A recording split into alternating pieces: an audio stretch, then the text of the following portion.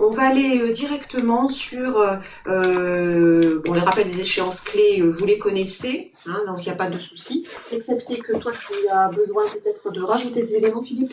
Oui, je voudrais juste repréciser un petit point sur les délais. Oui. Puisque j'ai eu l'occasion d'interroger la DGFP cette semaine sur la publication probable du référentiel. Et avant d'aller plus loin, je me permets de vous dire bonjour, bien entendu. Finalement, la DGFP table sur un décalage et encore un report de la publication des différents textes et donc de ce référentiel. Et donc, on est désormais plutôt sur un report de 15 jours à 3 semaines, donc ce qui nous amène plutôt sur début juin.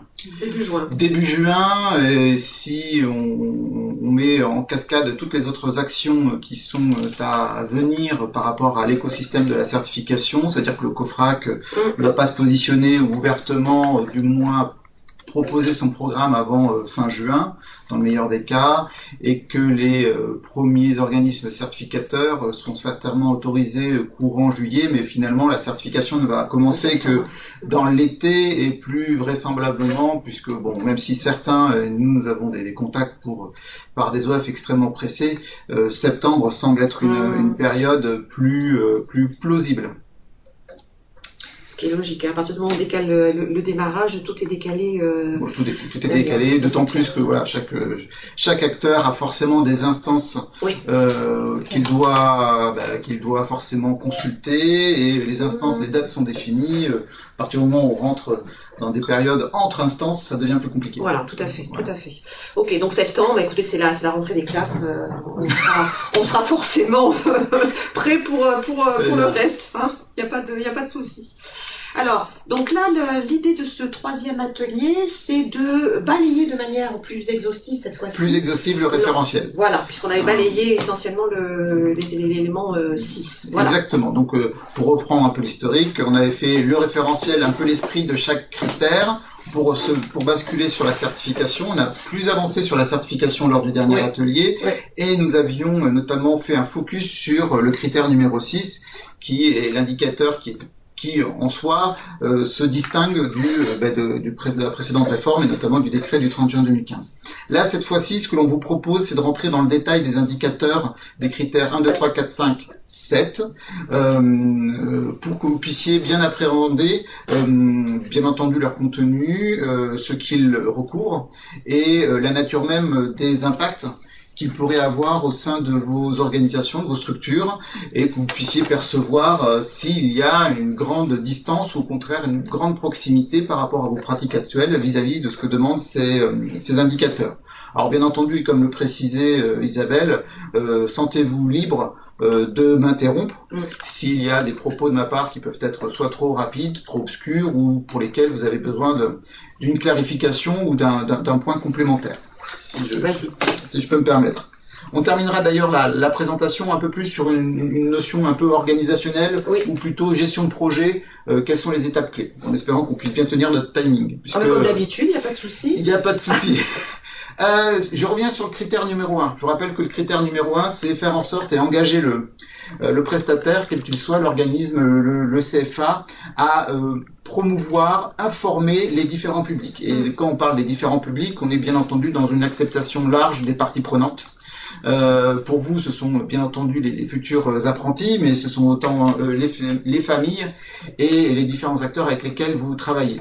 Un certain nombre d'éléments sont demandés, et que ces éléments soient, par exemple, des prérequis, les objectifs, la durée, les modalités d'accès, des contacts, des méthodes mobilisées. Donc le niveau attendu, notamment pour l'acteur et tous les acteurs sont concernés par cet indicateur, c'est bien que l'information soit accessible, qu'elle soit exhaustive au titre des différents items qui sont mentionnés, même s'il y a certains items pour lesquels il n'y a pas d'obligation de diffusion, et je reprends sur le sujet de l'apprentissage, la notion de tarif n'a pas lieu d'exister vous concernant, et surtout le fait que cette information soit actualisée, et pour qu'on en ait une assurance qu'elle soit actualisée, c'est qu'elle soit datée.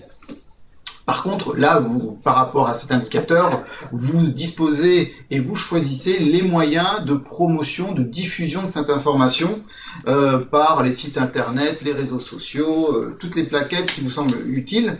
La question clé est toujours compliquée quand il s'agit de mettre en œuvre une information, c'est qu'initialement on fait un gros travail pour la mettre en œuvre et la promouvoir.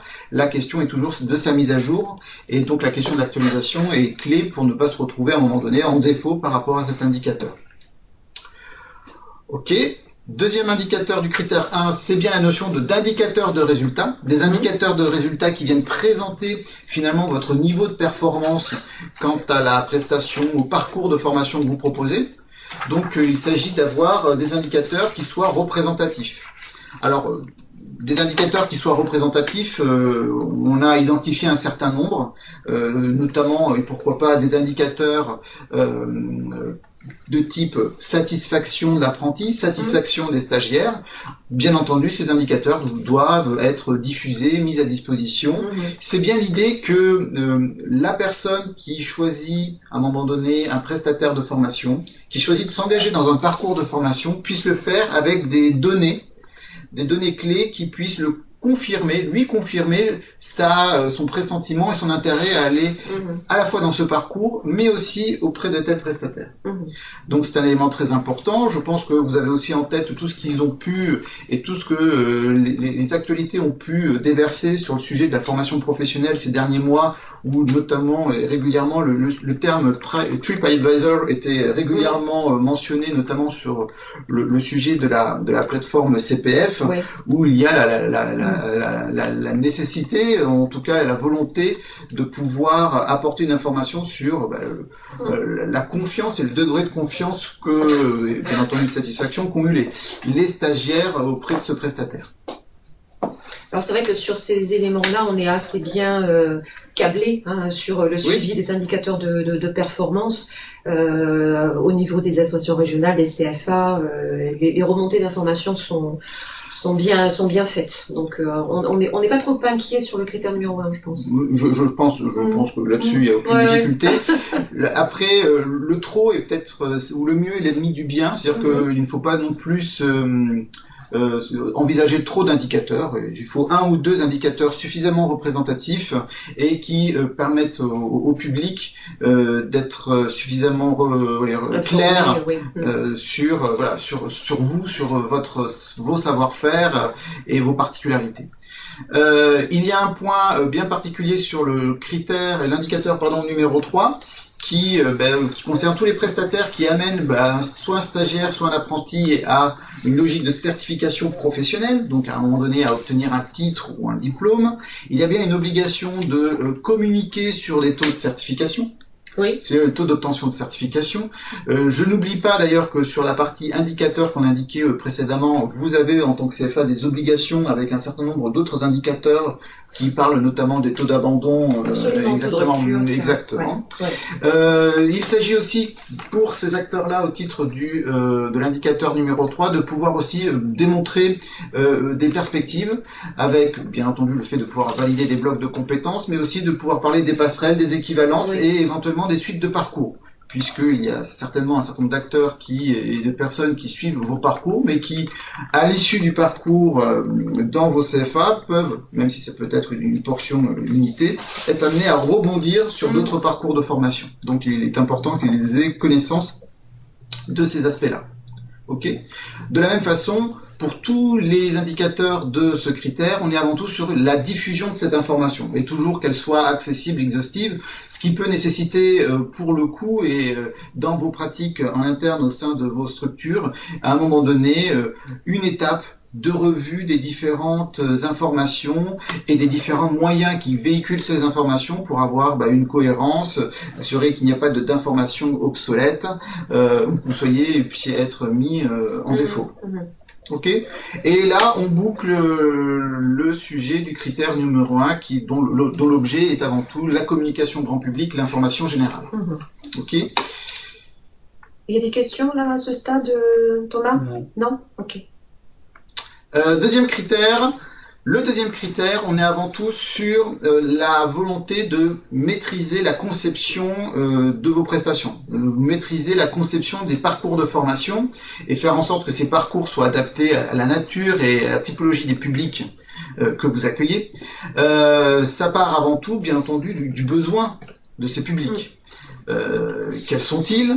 Vous les avez collectés, vous les analysez et vous avez conçu des parcours qui répondent à, et vous avez bien entendu à un moment donné aussi massifié, c'est-à-dire que le bénéficiaire peut s'entendre aussi au sens de cohorte de bénéficiaires, à les engager dans des parcours.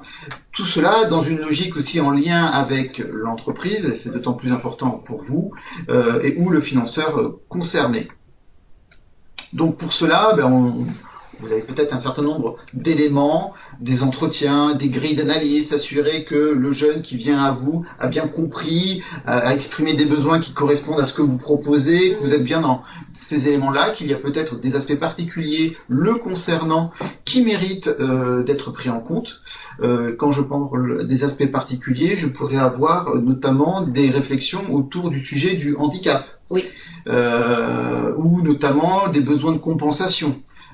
Et qu'à ce titre-là, ces éléments-là peuvent être et doivent être identifiés à cette étape parce que de par son souhait d'engagement dans une entreprise, toute entreprise n'est pas forcément en capacité de pouvoir accueillir ou du moins d'avoir les bonnes dispositions pour accueillir des personnes en situation de handicap, quel que soit leur handicap.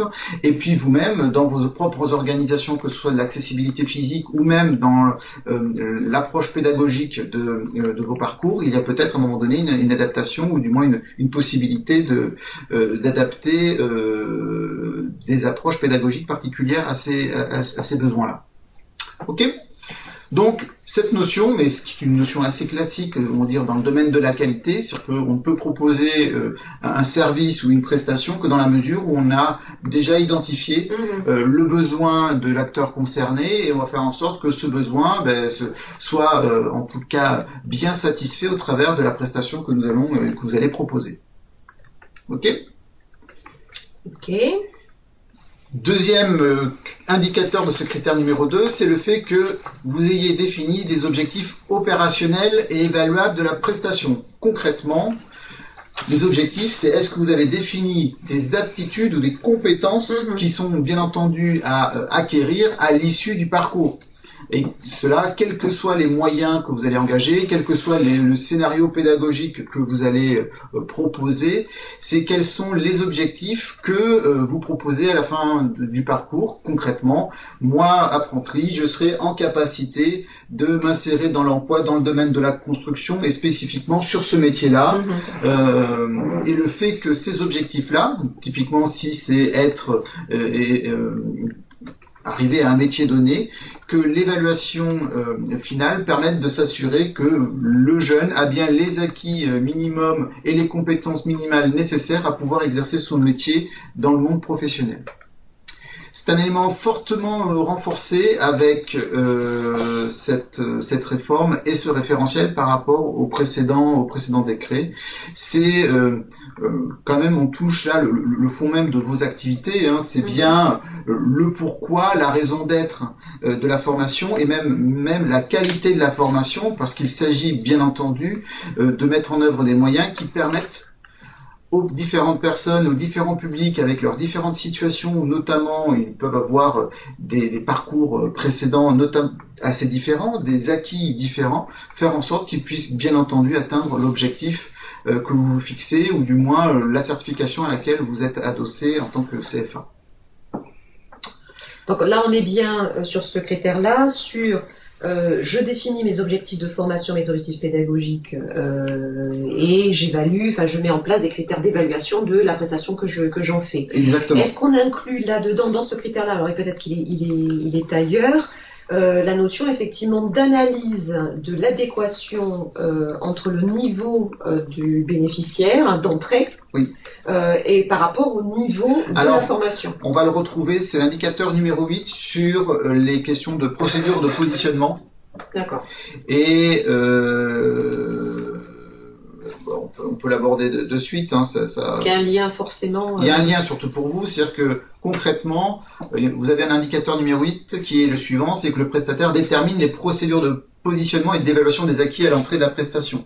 C'est tout à fait normal et clair vous concernant, c'est-à-dire que vous avez besoin par rapport aux acteurs et l'équipe pédagogique, elle a besoin de savoir quel est le niveau des acteurs, des personnes qu'elle a en face d'elle, et de savoir si son parcours, vos scénarios pédagogiques, les différentes séquences que vous avez prévues sont effectivement adaptés à ce profil de public. Okay. Alors quand on parle de détermine, oui. Attention, ce peut être soit de la détermination, soit de la mise en œuvre, parce que quelquefois vous pouvez être, d'une manière plus générale, des prestataires de formation peuvent être adossés à des autorités de certification, et ce sont les autorités de certification qui en précisent les différentes modalités, notamment quelques éléments de procédure de positionnement, ou quelquefois elles sont même définies par des textes réglementaires. Donc quelquefois, plus que de la détermination, c'est de la mise en œuvre de ces procédures de positionnement. Donc là, naturellement, vous avez tous les diagnostics, les entretiens qui soient plutôt quantitatifs, qualitatifs. Vous vous appuyez sur des diplômes acquis ou vous appuyez sur d'autres outils, d'autres éléments, tests qui vous assurent à minima que la personne qui va rentrer dans le parcours dispose bien des acquis minimaux nécessaires pour suivre et finalement être en capacité de réussir et d'atteindre les objectifs que l'on a discutés juste auparavant. Okay. Je reviens juste un petit peu en arrière pour. Bien entendu, à partir du moment où vous avez identifié des besoins, vous allez construire des parcours de formation, en définir des contenus, en définir les différentes séquences, des modalités pour bien réaliser une mise en œuvre de cette prestation. C'est l'intérêt de cet indicateur 6, on est toujours dans cette logique de conception, c'est de bien préparer la conception de la prestation, et on le verra ensuite dans le critère numéro 3, qu'on reviendra dessus sur la logique de mise en œuvre. Mais c'est de faire en sorte que le contenu, toutes les approches pédagogiques, les moyens que vous souhaitez dédier soient bien identifiés, calibrés, pour que la mise en œuvre se déroule dans les meilleures conditions. Et bien entendu, quand vous êtes adossé à un titre, un diplôme, un certificat, une certification professionnelle, ce n'était pas présent dans le précédent décret, mais ils ont souhaité largement renforcer cette partie-là au titre de ce référentiel, et c'est surtout au titre de l'évolution des modalités de l'ex-CNCP, désormais hébergé par, le sujet est hébergé par France Compétences, c'est bien le système, le répertoire national des certifications professionnelles, les inventaires, mais tout ce système de la certification professionnelle est amené quand même à être refondu et à être retravaillé de manière extrêmement puissante, et assez, je pense, être assez déterminante et pour le coup profonde en termes d'évolution. Du moins, il y a quand même la volonté, mais vous allez retrouver ça au titre de ce que demandent les pouvoirs publics dans le cadre du CPF. L'exemple du CPF, ce sont systématiquement des formations certifiantes. C'est qu'il y ait bien un lien entre le prestataire et l'autorité de certification, et surtout que le prestataire fasse le nécessaire pour répondre aux exigences de l'autorité de certification, notamment dans les contenus. Vous avez un certain nombre de contenus qui sont déjà définis réglementairement. J'ai en tête un exemple sur, pourquoi pas, de la sécurité privée qui précise un nombre d'heures et un certain nombre de modules auxquels il faut répondre, qu'il faut intégrer dans ces parcours de formation. Les sujets sont vastes et existent sur bien d'autres domaines. C'est bien cela, c'est faire en sorte que le prestataire travaille sur un tableau de correspondance entre son parcours, le contenu de son parcours et le tableau des référentiels de compétences ou des référentiels de l'autorité de certification.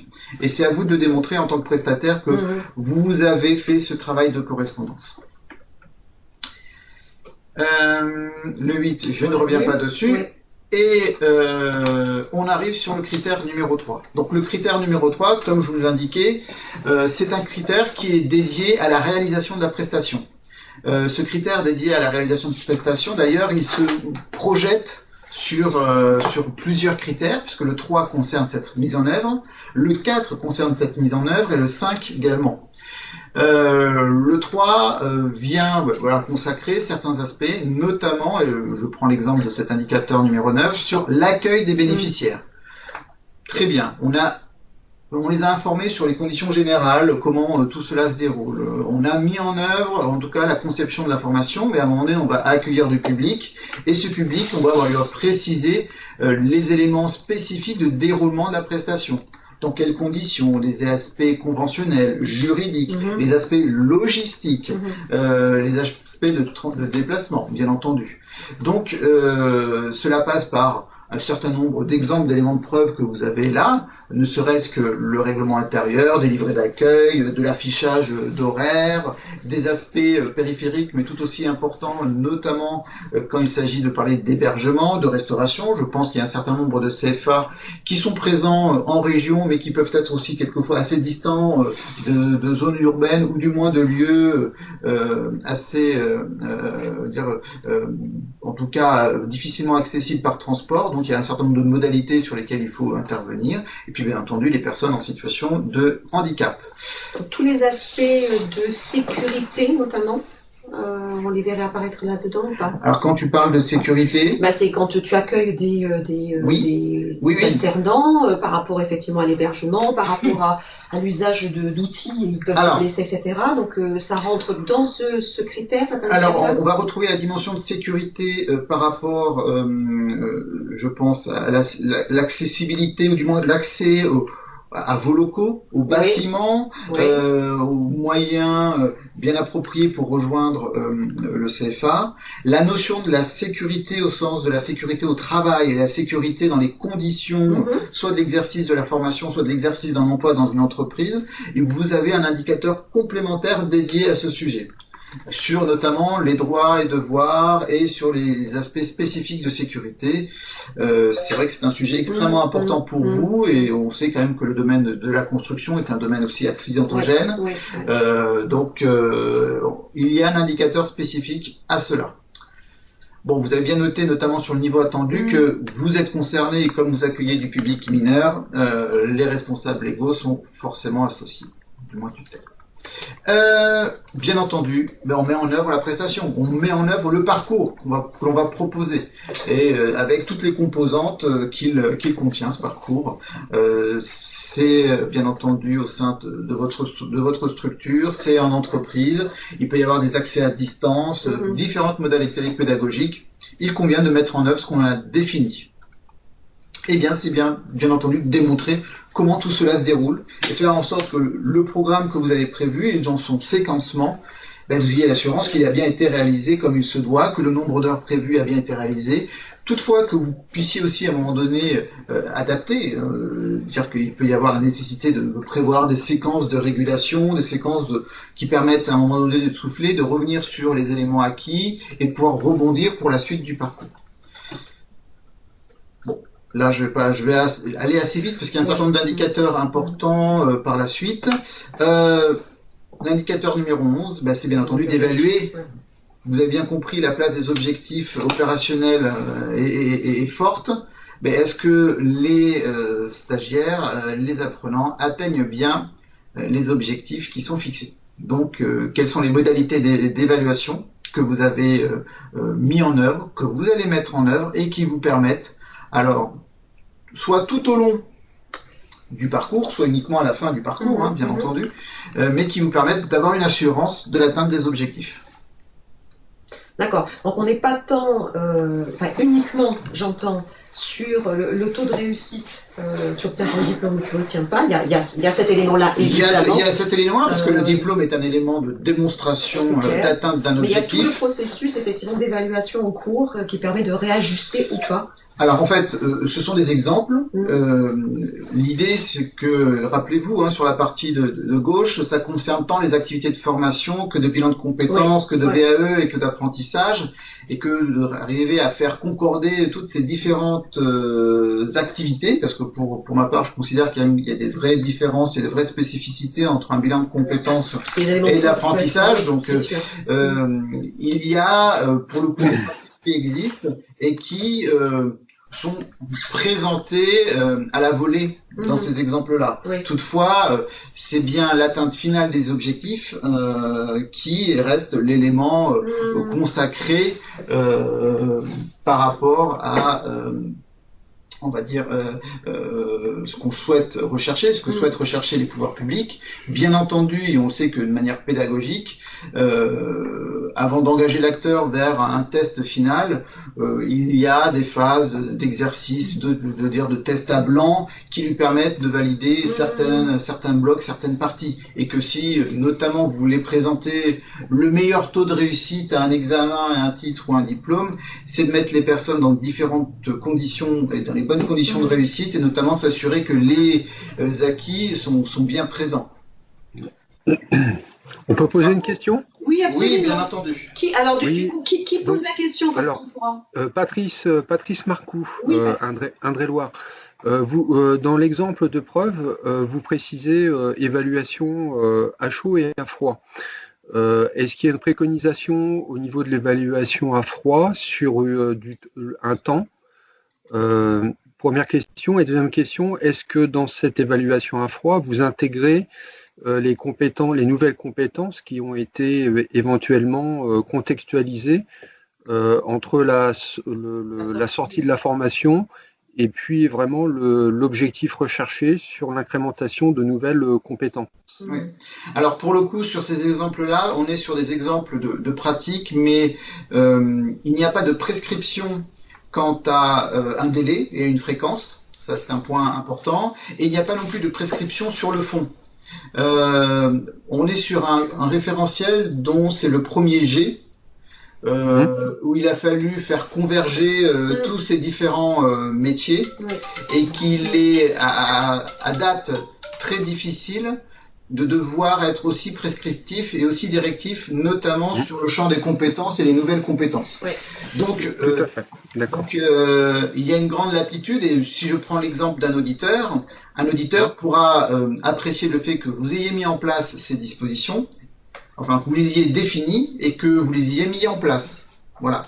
Après, il n'aura pas la capacité ou les éléments au titre du référentiel de pouvoir apprécier ou du moins statuer sur, on va dire, au regard du référentiel, sur votre pratique. Il pourra considérer que c'est un élément extrêmement fort parce que par ailleurs cela n'existe pas, mais toutefois son exercice sera assez limité.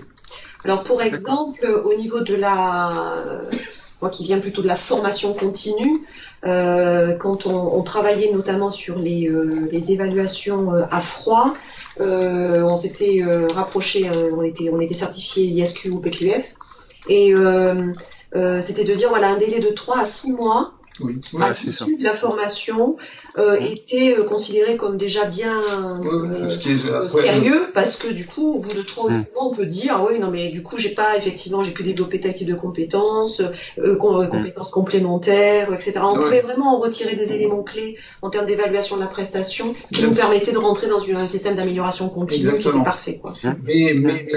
Mais pour le coup, vous avez raison de poser la question, hein, ce référentiel invite à des bonnes pratiques, invite à des bonnes pratiques. Après, à vous de juger jusqu'où vous souhaitez aller. Bon, il est sûr qu'à un moment donné, il va être amené aussi à un peu se densifier, s'enrichir avec le temps, puisque bon, les pouvoirs publics le disent clairement. Ils veulent que augmenter la qualité de l'offre de formation sur le territoire. Et donc, à un moment donné, ils seront forcément plus directifs sur certaines pratiques. D'ailleurs, quand on prend l'exemple des indicateurs, les indicateurs ne sont pas définis en termes de valeur à atteindre. Ils auraient très bien pu prendre ce parti pris, de dire il faut qu'il y ait à minima 80% de stagiaires ou d'apprentis satisfaits. Il faut qu'il y ait un taux de réussite de X%. Bien sûr. Il n'est pas exprimé comme tel. Pas aujourd'hui. Pas aujourd'hui. Bon. Pas aujourd'hui. On ne sait pas. D'accord, merci. Ok. Le 12 qui vous concerne particulièrement, mais qui concerne tout le monde, c'est finalement le fait qu'une personne qui s'engage dans un parcours, que vous puissiez disposer d'un certain nombre de mécanismes, de modalités pour identifier des situations qui amèneraient ces stagiaires, ces apprentis à rompre leur parcours et éviter qu'il y ait une rupture de parcours, éviter qu'il y ait un abandon. Donc c'est tous les mécanismes que vous pouvez mettre en place en accompagnement pour détecter et éviter ces abandons. Ça passe par peut-être un travail avec des partenaires par rapport à des questions, des problématiques spécifiques de la personne. Ça passe peut-être par d'autres relais, mais bon, je pense que sur ce sujet-là, c'est un sujet qui est effectivement où vous êtes régulièrement versé dans ce domaine. 13e qui vous concerne particulièrement, c'est pour les activités en alternance, mais surtout en apprentissage, le fait qu'il y ait une co-construction, une coordination sur véritablement l'apprentissage et surtout l'acquisition des savoirs et des compétences entre le CFA et l'entreprise. Donc ce sont tous les éléments qui vont co-construire le parcours, enrichir effectivement les apprentissages du jeune et tout ce qui est éléments de liaison, mais ça va bien entendu au-delà des éléments de liaison, ce sont aussi les éléments qui démontrent qu'à un moment donné les entreprises contribuent, d'ailleurs un autre indicateur qui participe, contribue à la conception, voire même de vos parcours. Ok. Et puis, pour vous spécifiquement, c'est la notion d'accompagnement socio-professionnel, éducatif et relatif à l'exercice de la citoyenneté, avec toute la nature des projets que vous pouvez mettre en œuvre, culturels, sportifs, autres, qui amènent à pour le coup, l'apprenti à s'approprier la vie collective et la vie sociale par un projet que vous aurez retenu. Ouais. Et là encore, on a un pléthore de projets d'accompagnement sociaux. Et si je reviens sur la transcription, du moins le miroir de l'audit, l'auditeur ne pourra qu'apprécier l'existence du projet. Il n'est pas là pour juger si c'était mieux de faire du culturel ou du sport. Et il va juste vérifier, s'assurer que cet accompagnement socio-professionnel, il existe et qu'il est mis en œuvre. Voilà. Et qu'il y a des preuves de démonstration de cette mise en œuvre. Et enfin, pour rebondir sur ton propos, Isabelle, le 15e indicateur qui est bien, j'informe les apprentis de leurs droits et devoirs, donc en tant qu'apprenti et salarié, et puis surtout des règles en matière de santé et sécurité en milieu professionnel, pour les préserver de situations qui pourraient être préjudiciables par rapport à leur intégrité, bien entendu, et avant tout physique. Pardon, là je l'ai avancé. Je l'ai avancé. Voilà. Par rapport à leur intégrité physique et surtout leur futur engagement dans la vie professionnelle. Ok, donc là, je pense que ce qu'on attend surtout, c'est que vous puissiez démontrer que vous les avez réunis, que vous les avez sensibilisés, que vous êtes assurés qu'ils avaient bien compris le message que vous avez pu porter, que l'entreprise n'est pas responsable de l'entreprise dans laquelle il est présent, mais toutefois que ces éléments-là sont bien connus et attentifs. Je sais que c'est un élément extrêmement important. Moi-même, dans ma famille, j'avais un jeune cousin apprenti qui a eu un gros souci sur ce sujet-là. Et donc, il est vrai que c'est dommage de démarrer la vie déjà sans vie professionnelle, j'entends, en ayant quand même eu déjà des accidents importants. Bien sûr. Et puis, bien entendu, on revient toujours avec notre lien quand il s'agit d'accéder à nos objectifs et surtout dans une logique de certification professionnelle, c'est que vous portez, tout acteur et prestataire de formation, une responsabilité dans l'engagement et faire en sorte que le bénéficiaire soit engagé dans, on va dire, l'exercice du test, l'exercice de l'examen dans les meilleures conditions qui cela lui permettent bien entendu de réussir l'examen. Et donc c'est que ce soit des conditions bien entendu logistiques, des conditions d'apprentissage, mais en fait qu'ils soient bien dans les bonnes conditions pour avoir bien entendu la réussite et obtenir son diplôme. Ok ? Donc ça passe bien entendu par des aspects, comme je disais, logistiques, matériels. Tu dois aller là à tel endroit, ça passe tel temps, c'est le préparer. D'accord. Là c'est vraiment du verbe, mais c'est quand on dit certification professionnelle, c'est incluant diplôme, évidemment. C'est incluant diplôme, évidemment. D'accord. Voilà. On est d'accord qu'entre les diplômes de l'éducation nationale sont directement versés, mais c'est bien dans une acceptation large de ce sujet. Le critère 4, désormais. Donc là, on a vu la mise en œuvre. Là, sur les critères 4 et 5, où l'on va voir finalement les moyens qui soutiennent cette mise en œuvre. Oui.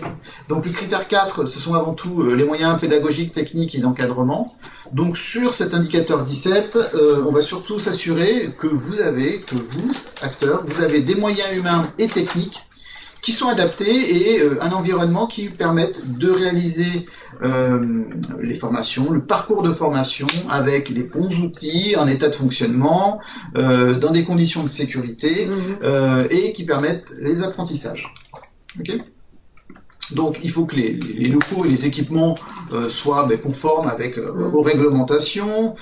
Ça peut passer par bien entendu des aspects de sécurité quand il y a des machines et des équipements assez lourds. Ça passe aussi des fois par de l'hygiène, parce que quand vous êtes dans de la formation dans le domaine de la restauration, l'hygiène n'est pas inutile. Et ça peut passer par d'autres dispositifs, des ordinateurs, d'autres plateaux techniques, des chantiers théoriques ou pédagogiques, du moins que ces aspects techniques soient présents. On parle aussi de moyens humains, c'est le fait qu'il y ait une équipe pédagogique d'encadrement suffisant au regard des cohortes d'apprentis ou de stagiaires avec lesquels vous travaillez sur un parcours. Donc là, les exemples de preuves sont vraiment pléthoriques, hein, parce que ça couvre tous les champs. Ça couvre tous les champs, et on pourrait même parler d'autres réglementations, notamment la réglementation liée aux ERP. Quand vous êtes un établissement recevant du public, on la touche directement sur cet angle-là. Le 18, on parlait en tout cas précédemment des moyens humains. Là, le 18, on va plutôt parler, je vous relis l'intitulé, le prestataire mobilise et coordonne les différents intervenants internes et ou externes, pédagogiques, administratifs, logistiques et commerciaux.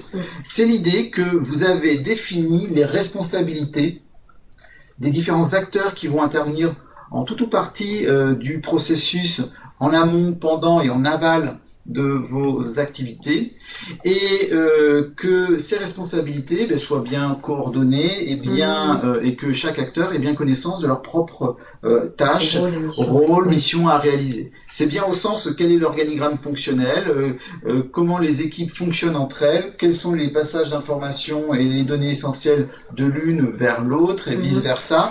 On est bien sur la dimension de responsabilité et de coordination des acteurs. D'accord. On n'est pas sur une question numérique de nombre, hein, bien entendu. Non. Ok. Et là, sur ce critère 4, un dernier point, ce sont bien entendu des ressources pédagogiques. On attend que, bien entendu, vous proposez un parcours, vous engagez des acteurs, des jeunes, des apprentis sur l'acquisition de savoir, mais vous pouvez aussi les inviter à découvrir ou à compulser, lire, accéder à d'autres données. Ce sont des ressources pédagogiques.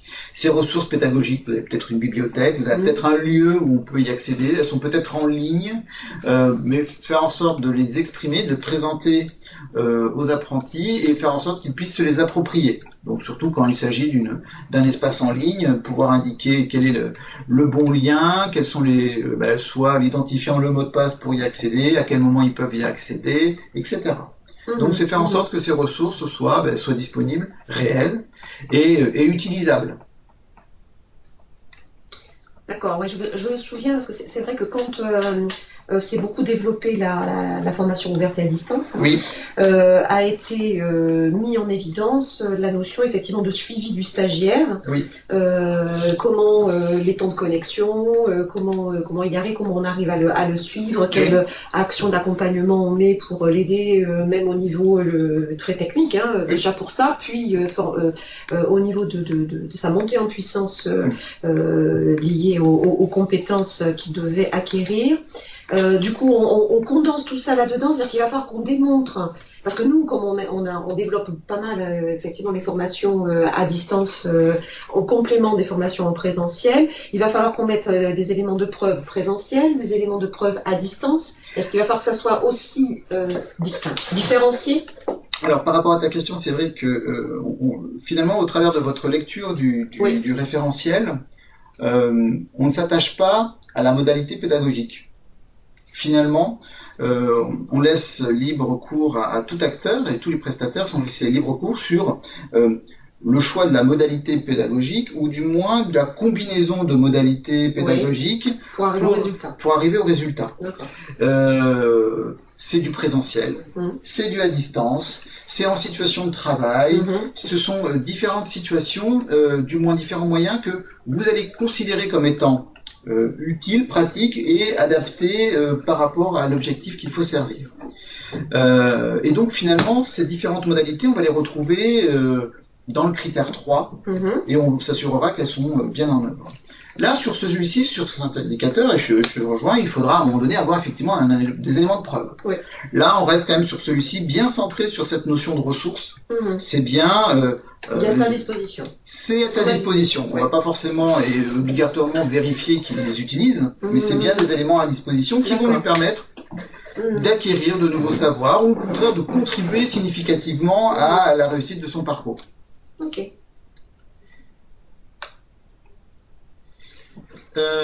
Et le 20e indicateur, qui là vous concerne directement, purement apprentissage, c'est bien un personnel dédié à l'appui de la mobilité nationale et internationale, le référent handicap et conseil de perfectionnement. Bon, le fait est, c'est de pouvoir présenter un référent handicap, d'avoir identifié ce personnel, cette personne dédiée à l'appui de la mobilité, et puis démontrer la réalité du conseil de perfectionnement, donc au travers de PV, de réunions, de compte rendu de réunion. Le 5e critère extrêmement clé dans le domaine de la formation, c'est de pouvoir assurer les compétences, de manière générale dans tout métier, s'assurer que les compétences des personnes qui interviennent sont au rendez-vous. Donc le 21e indicateur, donc, qui concerne tout le monde et pas uniquement que l'apprentissage, c'est le prestataire détermine, mobilise et évalue les compétences des différents intervenants internes et externes adaptés aux prestations. Et donc là, qu'on parle des compétences, on va parler des compétences mobilisées tout au long du processus de délivrance des formations, c'est-à-dire que ça passe de l'accueil à la personne qui va informer, et ça passe également, et bien entendu, avant tous les formateurs, mais aussi pour les différents acteurs qui interviennent en aval. Donc, pour le coup, et je vais me permettre juste de modifier ça parce que ça... Oui, on va le corriger tout de suite. Ça me perturbe. Bah oui, forcément. C'est étonnant que de le retrouver que pour la Non, voilà, ça me perturbait. Ce ne sont pas uniquement et à centrer uniquement sur les formateurs, ce sont bien sur toutes les personnes qui participent, plus ou moins éloignées, mais qui participent à un échange, à un lien et en tout cas au processus de délivrance de la formation. Ok ? Et le 22e, c'est qu'à partir du moment où vous avez des salariés, des personnels salariés, vous entretenez, vous développez leurs compétences par différents moyens. Vous pouvez les engager au travers des différents mécanismes d'entretien annuel, d'évaluation, tout un professionnel, de pouvoir analyser leurs besoins de compétences et les orienter vers des formations, vous les engagez vers des salons, des colloques. Finalement, vous concourez à leur professionnalisation, tant sur des champs pédagogiques, bien entendu, mais aussi sur peut-être des aspects liés à des innovations pédagogiques ou technologiques dans l'acquisition ou le partage de savoirs ou de compétences, voire même dans le domaine même sur lequel ces personnes interviennent. Ils interviennent dans le domaine de la construction, mais sur un champ bien particulier. Ils peuvent être amenés à se rapprocher d'entreprises, d'être en immersion pour pouvoir mieux connaître les nouvelles technologies, les nouvelles approches, exemple le BIM particulièrement, voilà, de pouvoir effectivement participer à leur nécessaire adaptation des compétences en vue de l'évolution de vos propres parcours. Donc là aussi, on n'a pas des éléments liés à la périodicité. Non. Je donne un exemple, j'ai un collaborateur que je n'ai pas formé depuis 6 ans.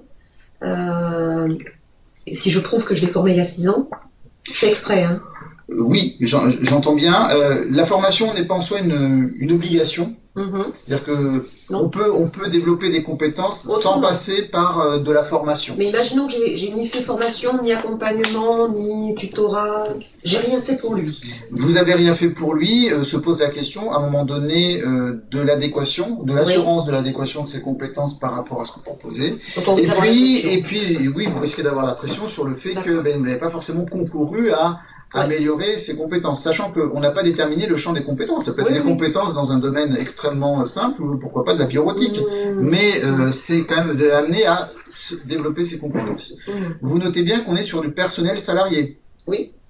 C'est un élément important, notamment par rapport aux contractuels avec lesquels vous pourriez travailler. J'en profite pour rappeler au réseau que nous avons à votre disposition un plan exceptionnel de formation, notamment. Et surtout, n'hésitez pas à l'utiliser. Et il y aura un nouvel atelier pour bien vous spécifier l'ensemble des formations qu'on met à votre disposition, à la disposition de l'ensemble de vos personnels. Voilà, c'est l'occasion de faire une annonce. Très bien. Donc ça, c'était le critère 5. Il est terminé, donc on ne réaborde pas le critère 6 comme on l'a fait la dernière fois. On va juste se focaliser sur le dernier critère. Je vous rappelle, le dernier critère, c'est une logique véritablement et purement dédiée à la logique de qualité. C'est une logique d'amélioration. Alors, vous allez trouver 3 indicateurs sur cette logique d'amélioration. Le premier, c'est de pouvoir collecter et recueillir les appréciations des parties prenantes. Et quand on parle des parties prenantes, ils ont été extrêmement prescriptifs, puisque ce n'est plus uniquement le bénéficiaire, mais on parle également des financeurs, des équipes pédagogiques et des entreprises concernées. Donc on ouvre un champ extrêmement large pour tous les acteurs et prestataires de formation, et surtout pour vous en tant que CFA, notamment avec les financeurs, les équipes pédagogiques, les entreprises concernées, bon, les bénéficiaires, les apprentis. Vous aviez, je pense, déjà habituellement des pratiques qui veillaient à collecter des éléments clés par rapport à leur appréciation. Alors, il y a des exemples de preuves. L'enquête de satisfaction est un moyen, mais c'est pas le seul moyen. Il s'agit de pouvoir compulser ces appréciations sous la forme que vous souhaitez et suivant les moyens que vous souhaitez. Il n'y a pas non plus de prescription en termes de fréquence. D'accord. Et il n'y a pas non plus de prescription en termes de retour. D'accord. Je prends l'exemple des financeurs, ceux dont tous les représentants des organismes de formation professionnelle continue s'inquiètent, notamment concernant les financeurs, c'est que vous puissiez être amené à envoyer des enquêtes comme des bouteilles à la mer, c'est-à-dire que vous les envoyez, mais vous n'avez pas sûr et assurance d'avoir des retours. Donc c'est de pouvoir en tout cas inscrire en tout cas une approche vertueuse de l'ensemble des acteurs, et les pouvoirs publics souhaitent faire en sorte aussi que les financeurs jouent pleinement leur rôle en répondant à ces approches-là, et notamment à ces demandes-là. Mais les points clés relèvent aussi de l'équipe pédagogique et puis bien entendu des entreprises avec lesquelles vous travaillez régulièrement. Okay. Risque-t-on une non-conformité mineure cette fois-ci si par exemple on apporte des éléments de preuve sur les appréciations bénéficiaires, équipe pédagogique, entreprises concernées, et oups, nous avons oublié les financeurs? On peut? Oui, vous pouvez. Concrètement, et c'est pas un ou, c'est bien un et. C'est bien un et. Et on vous demande pas de solliciter les financeurs tous les mois. Mais peut-être que déjà d'une part les financeurs vous les rencontrez régulièrement et que c'est à l'occasion de cette rencontre qu'un compte rendu peut mentionner l'appréciation du financeur. Vous pouvez passer par l'envoi d'une enquête. Ce sera un élément qui contribuera à la réponse à cet indicateur. Mais c'est bien dans cette prescription, cette volonté que ces 4 familles soient bien sollicitées. Ok. Bien entendu, dans le cadre des formations, des parcours de formation, tout n'est pas forcément dans une situation idéale. Il peut toujours y avoir des petits soucis. Et donc, dans cet indicateur 31, c'est bien le fait de se dire que vous puissiez disposer de modalités face à certaines situations de risque, certaines difficultés. Un formateur n'est pas là le matin, les outils ne sont pas à disposition, ne fonctionnent pas. C'est un point important que les difficultés et les aléas puissent être traités en cours de prestation pour éviter que celles-ci et que leur impact soit significatif sur le parcours de formation et surtout la capacité du stagiaire à acquérir les fameuses compétences et à pouvoir obtenir à la fin un diplôme. Et puis à partir du moment où il y a une réclamation réclamation, c'est bien entendu de traiter une réclamation. Et que ces réclamations, elles sont formulées soit par un financeur, soit par un stagiaire, mais que vous puissiez apporter une réponse, considérant qu'elle est recevable ou non recevable, et qu'à partir du moment où elle est recevable, qu'il y ait une proposition. Oui. Peut-être une proposition de résolution, de recherche d'un consensus, différentes solutions qui amènent à apporter une réponse à cette réclamation. Donc ça veut dire que vous allez tracer ces aspects-là, notamment les réclamations, et que vous puissiez démontrer que vous allez apporter des réponses. Et le dernier indicateur, c'est d'utiliser cette somme d'informations qui relève d'une démarche qualité, avec ses différents besoins, ses attentes exprimées, ses appréciations exprimées, les soucis que vous avez connus, les réclamations qui ont été exposées, et de pouvoir en faire une analyse, et à partir de cette analyse, construire un plan d'action, définir des mesures d'amélioration pour que vous puissiez apporter des réponses plus consistantes, avoir moins de difficultés à certaines étapes du parcours. Impeccable. Alors, avant de clôturer puis d'aller sur les points clés pour l'après, est-ce que du coup on a des questions particulières ou pas à ce stade? On va peut-être se remettre sur Skype. C'est juste là, ça va se pas de mon côté. Pour moi, c'est clair. Pour vous, c'est clair? Attends, je me remets là-dessus. Ok, donc il n'y a pas de difficulté majeure, donc parfait. Ok, je te laisse. Alors pour terminer, parce que bon, je parle, mais bon, je vais donner aussi d'autres éléments liés à cette. Pour la suite. Pour la suite, c'est finalement quels sont les points clés.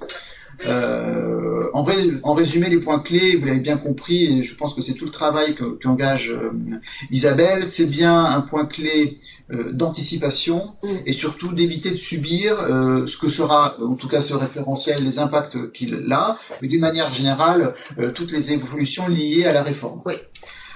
Si on doit effectivement se dire quels sont les points clés, notamment pour vous, au sein de votre structure, on peut se dire peut-être que nommer une personne, un référent, quel qu'il soit, qui sera en charge de la démarche de mise en conformité à ce référentiel national qualité, ce peut être un bon moyen de conduire un projet en vue peut-être de 2022, mais peut-être pour certains qui font de la formation continue, en vue de 2021, et d'avoir l'assurance au travers de cette personne et de ce référent, quelle que soit la fonction ou le titre que vous lui donnerez, que cette personne qui se préoccupe de ce sujet puisse explorer toutes les zones grises, blanches, noires au regard du référentiel et puisse mettre en œuvre le plan d'action. C'est bien entendu aussi, je pense, associer l'ensemble des collaborateurs. Je pense que ce sujet-là n'est pas un sujet uniquement lié à une direction ou à une équipe dirigeante. Tous les acteurs peuvent être mobilisés, ils en ont forcément entendu parler, ils veulent comprendre comment ils pourraient être acteurs, comment ils vont être aussi concernés. Ça relève de la réforme, ça relève des obligations, cela relève aussi des échéances. Donc c'est un élément extrêmement important que de pouvoir associer ces collaborateurs parce que eux-mêmes veulent aussi certainement être acteurs de ces évolutions. Un point non négligeable, c'est de conduire véritablement une analyse sur le périmètre à certifier. Alors quand je parle du périmètre à certifier, c'est que vous êtes avant tout centré sur une activité d'apprentissage et pour certains d'entre vous, vous réalisez une activité de formation continue. Mais vous êtes forcément au titre d'une équipe dirigeante à vous poser des questions, certes, sur vos activités d'apprentissage, voire même de formation continue, voire même à étendre sur des logiques de bilan de compétences ou de VAE, par exemple, de pouvoir percevoir et ancrer cela par rapport à un territoire, par rapport aussi aux signaux que vous pouvez recevoir de la part des différentes parties prenantes. Donc cette question des activités, finalement, est assez intéressante et ce qu'on peut y voir au travers de cette réforme, c'est aussi l'opportunité de se positionner sur de nouvelles activités, si tant est qu'elles puissent générer à un moment donné un volume d'activité suffisamment intéressant, important pour vous. Deuxième point, c'est ce fameux NDA. Je vous rappelle qu'on en a parlé à l'occasion de la présentation du processus de certification, donc le numéro de déclaration d'activité. Vous avez un numéro d'agrément obtenu par les régions dans le cadre du précédent mécanisme. Ce numéro de déclaration d'activité, il est à obtenir auprès de la directe et c'est un mécanisme que connaissent bien les acteurs de formation continue. Juste rappeler que un NDA égale un certificat. et que à partir du moment où vous avez plusieurs sites et plusieurs NDA, cela nécessite plusieurs certificats. Et donc, nous sommes régulièrement interpellés sur ce sujet-là.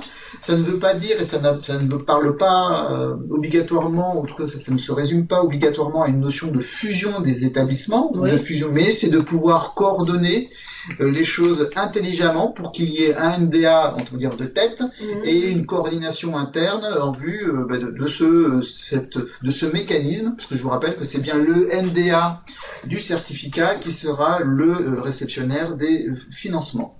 On ne devrait pas être très très embêté là-dessus puisque de ce que j'ai pu en voir, il y a un numéro de déclaration d'activité par association régionale. D'accord. Donc on serait dans une logique plutôt de multi-site. Très bien. Qui du coup nous arrange puisque on n'a pas à multiplier les certifications. Parfait. Parfait. Indubitablement, la notion d'état des lieux, de diagnostic est essentielle. Je pense que c'est lié aussi au fait qu'un référent, pour qu'il puisse savoir et engager son plan d'action, il a besoin de connaître à l'échelon régional ou plus localement les bonnes pratiques, les éléments plutôt en défaut, comment on partage cela et surtout de cet état des lieux, quel est le plan d'action, la feuille de route qui vous permettra d'accéder à un niveau de conformité au référentiel. Donc, vous l'avez bien compris au travers de mon introduction, évitez de subir les évolutions. C'est-à-dire que vous êtes là, vous écoutez, vous êtes particulièrement investi dans ce domaine. Effectivement, il faut préparer le sujet dès 2019. Vous avez de multiples sollicitations, de multiples sujets sur la table. Forcément, vous n'avez pas forcément avancé comme vous le souhaitez, mais préparer les choses, c'est aussi l'occasion de pouvoir apporter aussi de la confiance, rassurer les équipes à tout niveau et de pouvoir se projeter.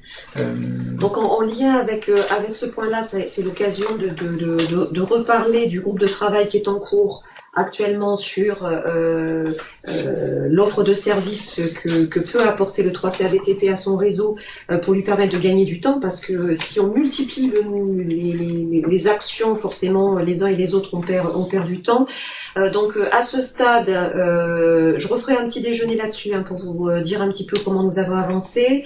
Nous avons fait un travail de fond entre le référentiel de 2015, celui d'aujourd'hui, pour voir les écarts, c'est-à-dire en termes d'écart, c'est les critères, les indicateurs qui ont été, alors on le sait, rajoutés, mais ça permet effectivement de le mettre bien en exergue, lié à la formation continue, lié à l'apprentissage. Alors on sait qu'effectivement aujourd'hui il y a des certifications formation continue sur l'activité apprentissage. Bon, la question se pose. Alors on attend aussi que les organismes certificateurs soient dans le programme d'accréditation COFRAC pour être sûr effectivement de pouvoir actionner les bons.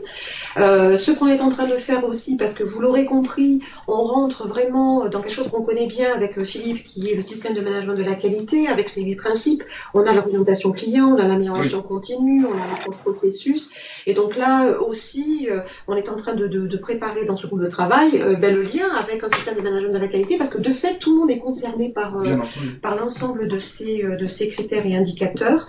Donc on vous apportera des éléments.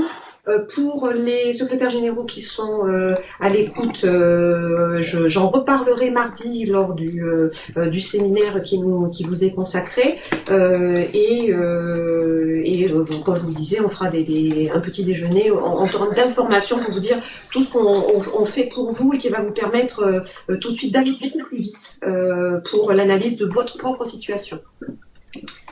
Voilà, des choses à rajouter pour toi Non, pas de choses à rajouter, juste un point de vigilance, et notamment ceux qui sont concernés par l'obligation au 1er janvier 2021 sur l'activité de formation continue. Il est sûr que tout le monde s'attend à un pic d'activité de certification, donc un pic d'audit sur le second semestre 2020, avec ce que ça implique en termes de complexité de planification d'audit et d'éventuels décalages dans l'obtention de la certification par rapport à la date du 1er janvier. Donc, même si tous les certificateurs vont travailler et s'organiser pour avoir les plus grandes capacités possibles et la plus grande agilité à pouvoir agir durant cette période-là, on sait que, d'une manière générale, mais nous on l'a vécu sur d'autres schémas, les acteurs concernés par une obligation ou une évolution le font toujours au dernier moment, avec les frustrations que cela peut générer. Donc autant pour 2022, je ne me fais pas trop d'inquiétude parce que le volume de CFA, et même si il y a quand même une ouverture de l'activité d'apprentissage, on va pas doubler le nombre de CFA je pense, dans un délai aussi court, mais il va y avoir effectivement un encombrement sur l'activité de formation continue. Assurément. Voilà. Et Très voici bien. les éléments qu'on a pu partager ensemble. Très bien, donc du coup, on a tenu le timing, il est 13h. Est-ce que du coup, sur l'après, vous avez des questions particulières? Non, pas pour l'instant, pour moi. A priori, oui, tout est clair. Donc, moi, je vais vous préparer un document de synthèse de tous les éléments que je vous ai évoqués précédemment sur le groupe de travail. Et puis, de toute façon, on en reparlera régulièrement. Hein, on fera des ateliers réguliers pour, voilà, bien acculturer tout le monde et bien monter en puissance sur ce référentiel, mais globalement sur un système qualité adapté à chacun d'entre vous. En tout cas, un grand merci. Un grand merci à vous. Merci. Et à très vite. Au revoir. Au revoir. Merci, au revoir. Au revoir. Merci, au revoir. Merci.